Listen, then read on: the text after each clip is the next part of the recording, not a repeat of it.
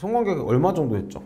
되게 짧았습니다. 10초, 20초 정도 했었습니다. 이거 지금 딱 봐도 아 유죄다 이런 생각이 들지. 그렇죠. 왜냐면 원래라면 이게 억울한 사람이면 몇 초 했어요? 이렇게 물어봤을 때 제가 여기서 이런 얘기까지 해야 됩니까? 아 왜 내가 왜 이걸 왜 얘기해야 되냐고. 경찰한테 지금 억울한 조사를 당하고 있는 거예요. 그럼 거기서 내가 억울해야지 여기서 뭔가 이렇게 한숨 쉬면서 이렇게 위축될 이럴 필요가 전혀 없는 거죠 지금. 그런 자세들 같은 거 태도 그것부터가 지금 무죄로 가기 어렵다. 네.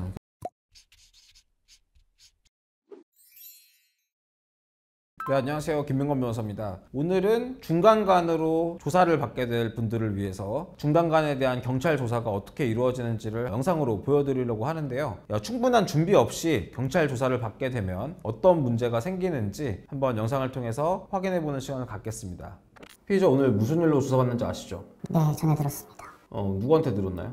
직접 그 친구한테 연락이 왔습니다. 전화했을 때 피의자 뭐라고 하셨나요? 일단 그런 성관계가 있었던 건 사실이니까 그런 힘든 상황이 된 거에 대해서 일단 사과를 했고, 뭐 이 친구도 저한테 이런 전과 있냐라고 물어보더라고요. 그래서 뭐 없다라고 하고 그렇게 얘기했습니다. 그날 성관계 한 거는 맞는 거죠? 네, 맞습니다. 사진도 찍으셨고. 네, 맞습니다. 피해자 집에 들어가게 된 경위가 어떻게 돼요? 네, 그날 밖에서 술을 1차로 먹다가 뭐 춥기도 하고 술이 좀 더 마시고 싶어가지고 저희 집으로 와서 술을 더 마셨습니다. 얼마나 술 사가셨나요? 그때 편의점에서 뭐 소주 한 병이랑 맥주 2병 좀 사가고 얘가 배고프다고 해가지고 본인이 또 배달 음식도 따로 시켰습니다. 이 중간간에서는 술에 취했냐 완치 상태였냐 아니냐가 굉장히 핵심 쟁점인 경우가 많거든요. 그렇기 때문에 술을 얼만큼 사갔는지를 정말 좀 정확하게 얘기할 필요가 있어요. 왜냐면 이건 어차피 영수증 조회보면 다 나오잖아요. 네네네. 내가 사실과 다르게 적게 얘기해도 문제가 되고 많이 얘기하게 되면 더 많이 마셨다는 얘기가 되니까 네. 뭐 굳이 그럴 필요는 없겠죠. 그래서 이런 부분들 내가 영수증 미리 확인해서 정확하게 얘기할 수 있어야겠죠. 그 집 들어가기 전에도 술 드셨죠? 네, 먹었습니다.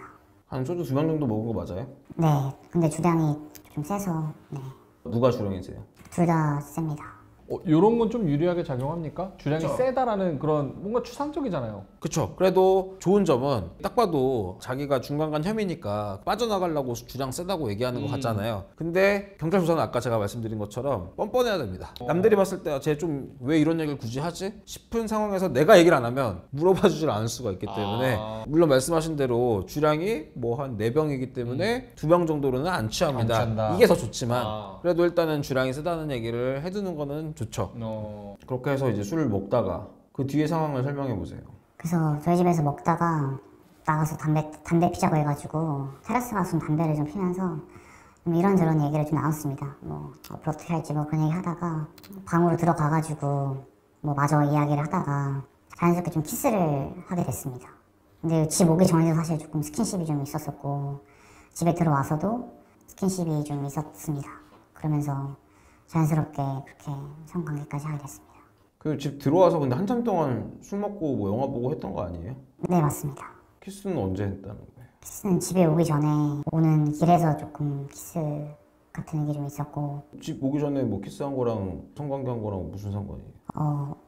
사실 제가 예전에 이 친구한테 고백 좀 비슷하게 했었거든요. yes or no 이렇게 막 대답한 게 아니었어가지고 저는 오는 길에 키스하는 게 좀 어느 정도 저한테 마음이 좀 열렸구나. 근데 지금 보면은 계속 자기 하고 싶은 말만 하잖아요. 네. 그러니까 예를 들어서 무슨 일이 있었는지 얘기해봐라 할 때 집에 오는 과정에서 스킨십이 있었던 얘기를 한다거나 아니면 뭐 자기가 고백했던 얘기를 한다거나 뭐 이건 자기한테 뭐 유리한 얘기니까 하는 것 자체가 나쁜 건 아닌데 네네. 사실은 좀 아쉬운 거죠. 만약에 정말로 둘이서 스킨십도 하고 키스도 하고 이런 정도의 상황에서 성관계가 이루어진 거라면 얼마든지 동의가 있었다고 보거나 아니면 동의가 있었다고 착각할 만한 상황이었다는 거를 어필할 수가 있잖아요. 그러면 이걸 시간 순으로 내가 정확하게 얘기를 해서 이때 이런 일이 있었고 이땐 일이 있었고 이게 나와야 되는데 갑자기 공격적으로 질문을 들어오다 보니까 급한 마음에 어떤 얘기는 담배 피러 나가자는 얘기, 침대에 들어온 얘기, 집 오는 과정에서 있었던 얘기 지금 시간 순으로 다 혼재돼 있잖아요. 이렇게 되다 보면은 얘 지금 자기 변명하려고 최대한 유리한 얘기 갖다 붙이고 있구나. 왔다 갔다 하는구나. 그러니까 이제 별로 가치를 안 두는 거죠. 딱 정확하게 그때 상황에 대해서 내가 딱 유리한 것들을 자연스럽게 녹여내야 되는데 그런 부분에 대한 연습이 부족했다고 볼 수 있습니다. 시뮬레이션이 좀 더 필요했으면 좀 더 자연스럽고 좀 맞추는 그게 나왔을 텐데. 그렇죠. 왜냐면 이런 거 물어볼 수밖에 없는 질문이거든요.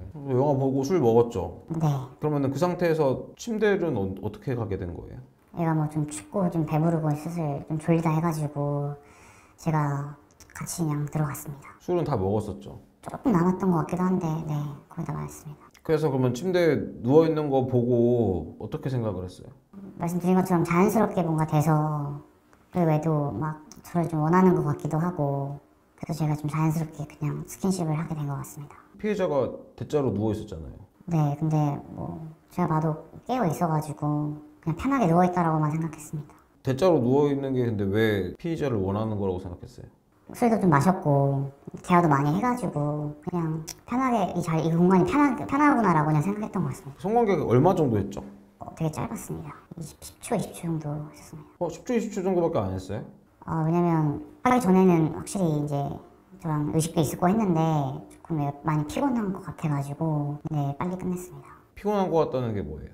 졸려하는 것 같아가지고 잠든 것 같기도 하고 그래가지고 멈췄습니다. 아까는 나를 원하는 것 같았다 이렇게 얘기를 하다가 계속 얘기하는 과정에서 뭐 졸린 것 같기도 하고 뭐 또 잠든 것 같기도 하고 점점 더 상황이 안 좋아지고 있는 거예요. 다 이 사람 얘기만 들어봐도 대자로 뻗어 있었고 10초 만에 잠들고 있다는 생각이 들 정도로 의식이 없었고 중간간이 되기 위한 요건을 스스로 다 얘기하고 있는 거예요. 네. 그럼 뭐라고 얘기해야 돼요? 저런 상황에서? 그러니까 예를 들면 뭐 이제 노선을 정해야 되죠. 야, 얘가 동의를 하고 있었는데 맨정신에 의식이 있었고 나하고 눈빛도 교환을 했다. 그래서 진행을 하게 된 거고 하다가 근데 이렇게 술 취해서 관계하면은 안 되겠다는 생각이 들어서 그만뒀다. 그냥 그렇게 얘기해도 되는 거잖아. 물론 이제 이렇게 진술했을 때 갈 수 있는 방법은 그겁니다. 10초 만에 잔다는 사실을 알고 그만뒀다는 거는 나는 이 사람이 사실은 자고 있다는 사실을 몰랐기 때문인 것이다. 그래서 이거는 중간간의 고의 부분을 다툴 수 있는 방법으로 들어간 거긴 한데 그거는 결국은 고의를 부정할 거냐 아니면 중간간 사실 자체를 부정할 거냐 뭐를 할 거냐에 따라서 달라집니다. 일단 근데 기본적으로 보세요. 이거 지금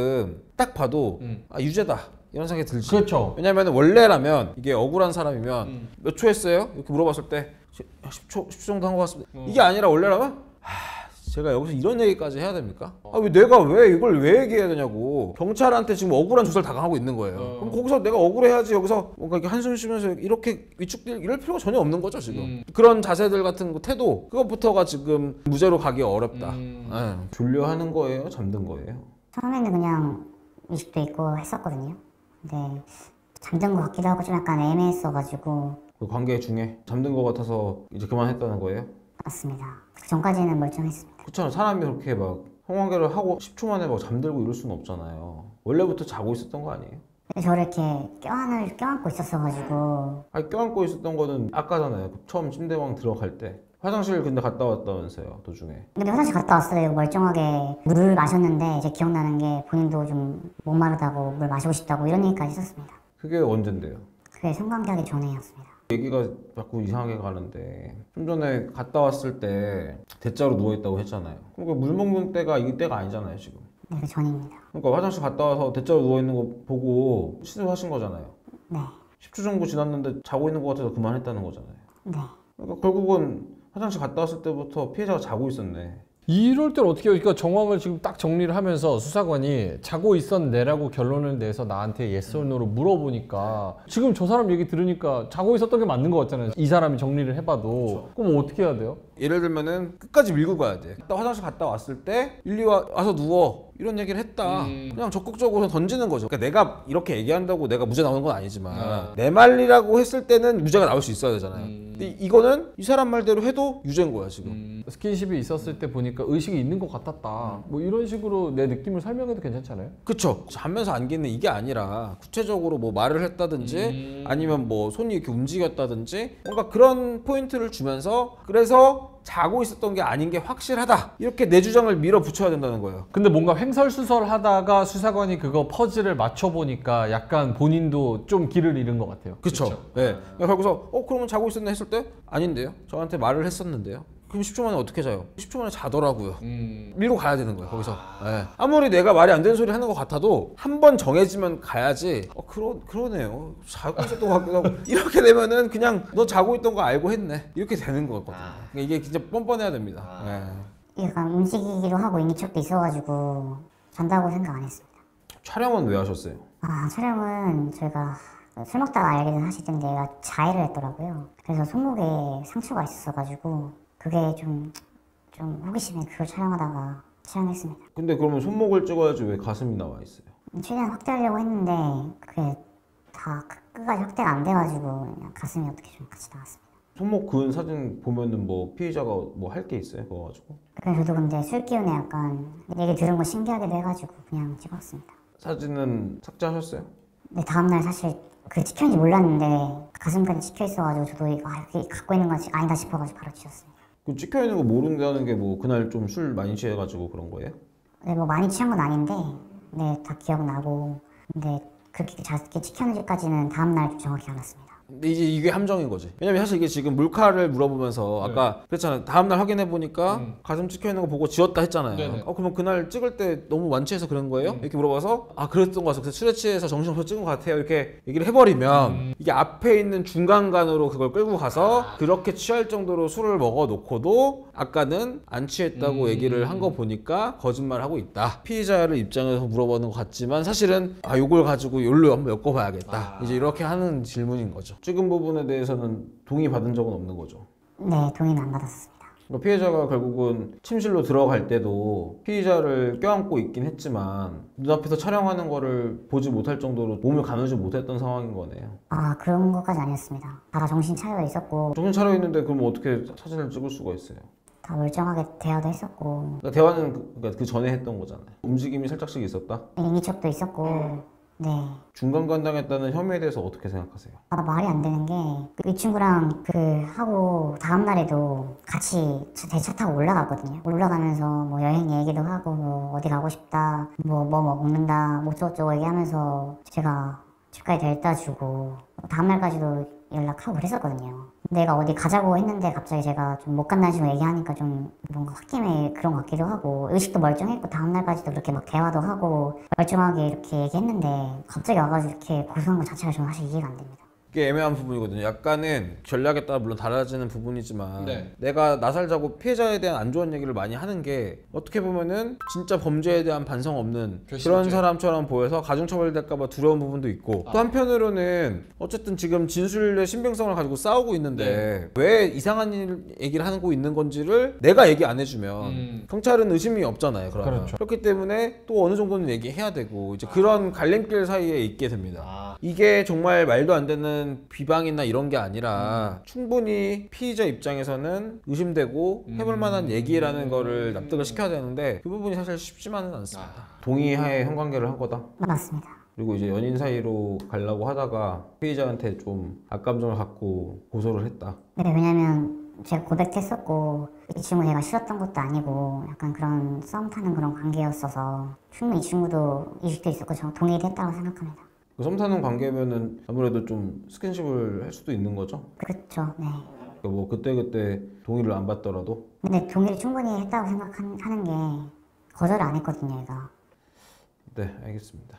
그럼 오늘 수업 여기까지 하겠습니다. 조사 받는 거를 들었는데 앞에 케이스보다는 나은 것 같다는 뭐 생각이 들었었지만서도 그래도 뒤로 가면서 계속 이 로직이 좀 꼬이고 자기가 한 발언들이 꼬이면서 뒤로 갈수록 조금 그랬던. 대답 자체는 잘한 부분도 많이 있었는데 하필 제일 결정적인 부분에 대해서 그런 기억이 명확하지 않고 굳이 안 해도 될 말들 대자로 뻗어 있었다든지 뭐 10초 만에 끝냈다든지 자고 있었던 것 같다는 생각이 들어서 그만했다. 조금 더 다듬어서 한쪽 방향으로 밀고 나갔으면 훨씬 승산이 있지 않았을까 그런 생각이 드는 케이스입니다. 역시나 이런 것도 변호사님과 조사 시뮬레이션 이런 거를 좀 연습을 많이 해보고 내가 가져갈 수 있는 논리 구조가 무엇이냐 방어 구조가 무엇이냐 이런 거를 잘 생각하고 갔으면 좀 덜 꼬였을 텐데 사실 이 사건은 굉장히 저는 좀 아쉬운 게 항소심에서 맡았던 사건 각색한 거거든요. 근데 그래요? 1심에서 이분이 이제 중간간 인정하시고 이제 실형이 나왔고 2심에서 저희가 이제 집행유예가 나왔는데 근데 사실은 저는 이거는 무죄도 가능한 범죄였다고 생각은 해요. 물론 이제 그 선택은 의뢰인께서 하시는 부분이지만 결국은 뭐 때문에 중간간인지가 사실 애매하거든요. 왜냐면 블랙아웃 상태였는지 아니면 정말 몸을 가누기 힘든 상태인지 이런 거 지금 안 나왔잖아요. 정확하게 처음 수사 단계 때부터 한쪽 방향으로 딱 밀고 가서 이거 중간간이 될 수가 없다. 쭉 갔으면 좀 무죄도 가능하지 않았을까 그런 아쉬움이 드는. 알겠습니다. 그래서 초기의 변호사와의 상담이 굉장히 중요한 것 같습니다. 자, 오늘의 변호를 하는 건 우리 김민건 변호사님은 여기서 좀 같이 인사를 드리도록 하겠습니다. 다음에 다음에 또 좋은 컨텐츠로 찾아뵙겠습니다. 고맙습니다. 네, 감사합니다.